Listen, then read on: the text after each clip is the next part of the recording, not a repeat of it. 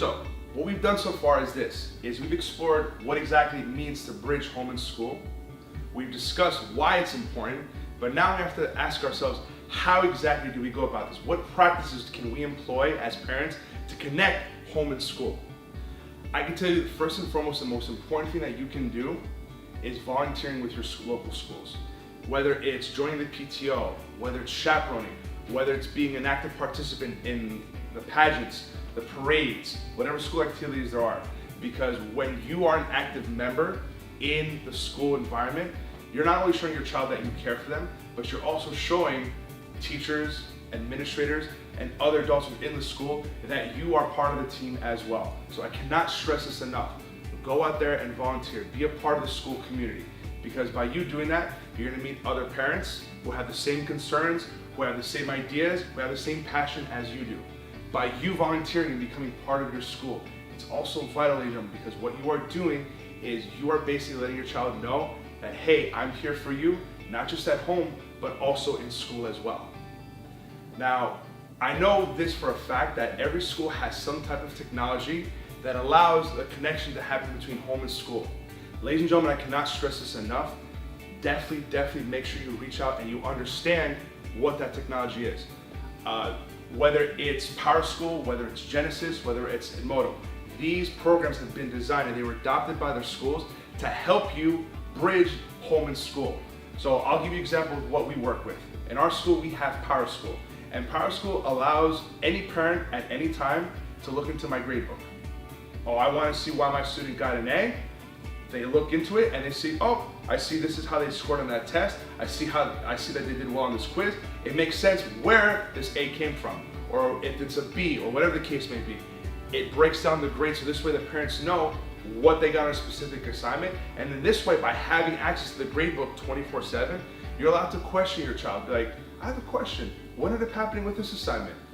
Did you not understand something? What can we do to help you learn from what happened in this assignment if perchance your child didn't get a score that they were thrilled with?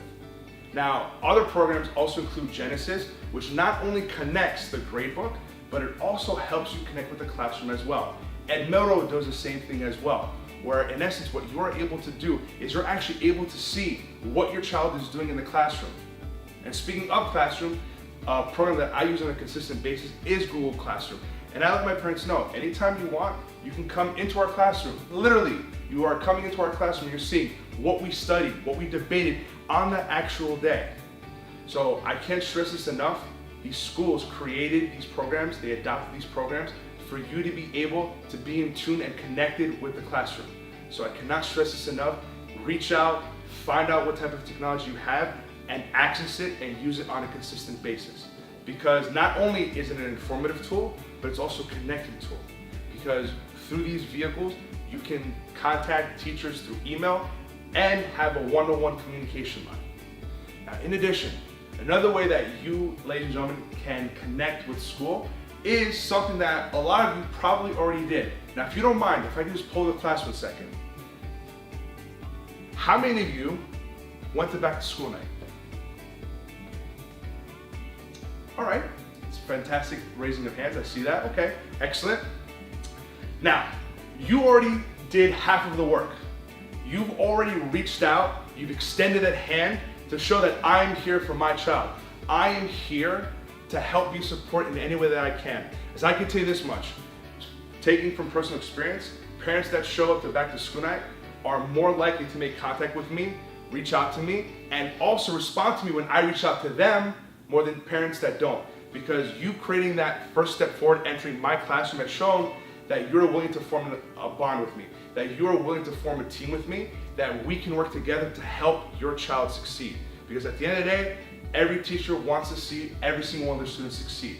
So you coming into the classroom on back to school night and seeing how an educator teaches in the room, the policies that they use, the methodology that they use, has already set up that foundation where you came into my room as a teacher and you understood how I teach. What I understand that as an educator is you're gonna go back, see those principles that I adopt, and help your student adopt those principles as well. You're gonna create practices at home that's gonna help your students succeed in my classroom. And that in and of itself is why going back to school night is essential. Now that we're continuing to talk about why it's important to bridge home and school, it's important to bridge home and school because you have to understand how your child's teacher teaches. The philosophy of an educator is the backbone of the classroom. And every educator has a different philosophy, a different methodology for how they teach their classroom. Now I'm going to use myself as a personal example, and let's assume that all of you have children in my classroom.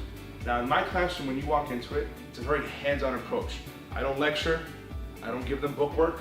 We are constantly sitting in groups, we're having discussions, we look at primary sources, we're analyzing, we're critiquing, we're arguing, we are basically showing our opinion, we're supporting our opinions with facts and evidence. That's what's constantly happening in my classroom. It's a very hands-on approach.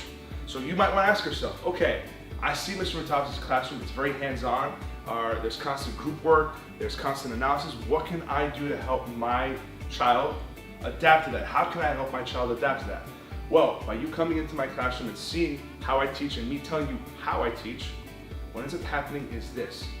You're able to go home and say to yourself, okay, so in Mr. Matopoulos' classrooms, they use primary sources a lot. So how about I do this? How about I give them a newspaper clipping from today, from a story that happened today?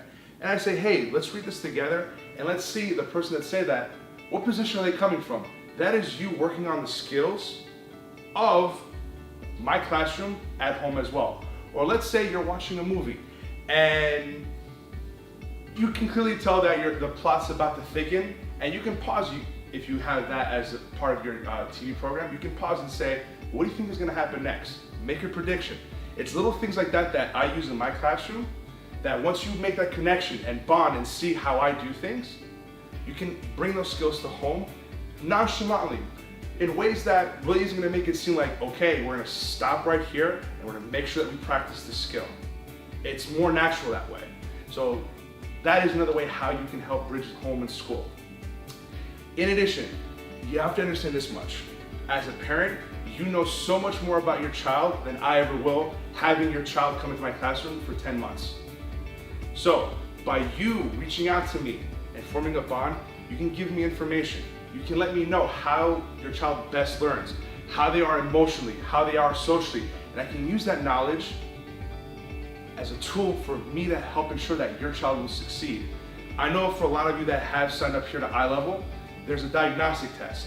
I can't tell you how much I wish I had my students have a diagnostic test like that. So this way, when a parent comes to me and says, hey, these are skills that, based off of some research that we've done and a test that we've done, we've seen that our child needs skills on and needs help with those skills. As an educator, I can take that information and help your child so much more. Because at the end of the day, as an educator, it's my job to make sure that I don't lose anyone, that I'm there to support every single one of my students. And you providing me with that information is what's gonna make your child be that much more successful. And in addition, by you connecting home and school, it's not just the education part, but it's also you connecting to your child emotionally. Understand that school isn't just school. There's an emotional side to it. There's a social side to it. There's social skills that every child learns while they're in school. So being there to support, to see what type of an environment your child walks into every single day is also going to be important, because you can help be there to support your child as well emotionally. To start conversation where it doesn't always have to be, how is math today? How is language arts? It could be, hey, who did you end up becoming friends with? Why did you end up becoming friends with them? Questions like that really show your child that you not only care about their academic career, but you also care about their social aspects and what they deal with on a daily basis amongst their social cliques in school as well. And that's another way of bridging home and school as well.